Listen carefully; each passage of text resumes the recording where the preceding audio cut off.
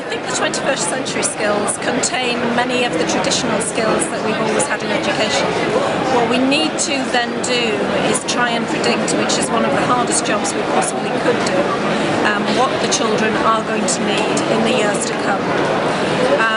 We need to try and use the tools to make sure they have those skills, and when we look now at even a skill being managing email and the volume of email and the workflow that we have, many years ago we were not predicting that that was going to need to be a skill. So it's very hard to do, but we're trying our very best. 21st century skills will include traditional with the modern, and also the very special skills of the region or the country or the school that's needed.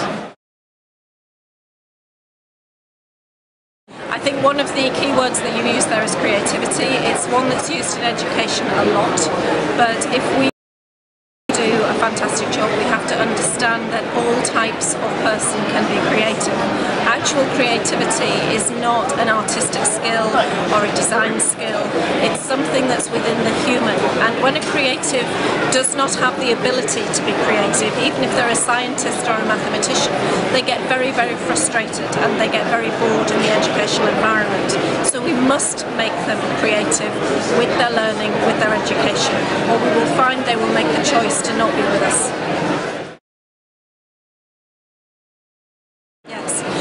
Many of my slides for a number of years have focused on the thoughts of a gentleman called Gothenburg, who said that there are three places that people like to be. They like to be at home, they like to be at work, and they also like to be with other people that they can talk to and share ideas and enjoy time. I think in many countries we say that a child compulsorily should be at school. It is the law. The difficulty we have now is that in those times there was only one place and the school was physical. It was a physical building. We now have a situation where some schools choose to have another physical school in somewhere like China or Uzbekistan or another country. What needs to be recognised is actually the schools need to be in the virtual place that the children want to be. The children want to come together in a virtual place, and if the law tells them they should stay in a classroom and they should sit at a desk, they have no choice.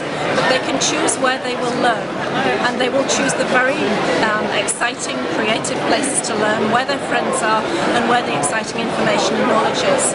And we are finding that children are dropping out when they have the choice. They will physically move to those places.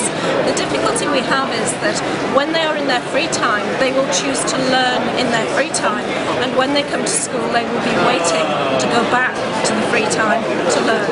We have to make sure that the time in school is the time that they would choose to learn, and it's only really by asking them, working with them and getting them to plan what it is that they want to do that we will win.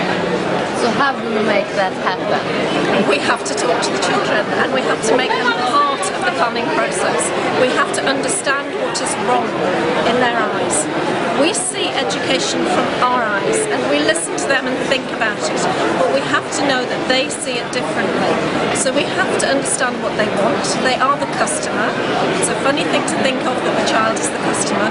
The parent is the customer, and we have to understand what the customer's needs are, and their needs are not being satisfied at the moment. We have it wrong in many places. In many places the teachers are superb and they are absolutely fantastic and the children are really enjoying it. But it is being shown that a large proportion of schools have children that are disaffected. These are just normal human beings who are very creative, very able and willing to be very interested, but we're not doing that, and that's what we have to change. So the only way we can do that is to learn from them what it is that is wrong.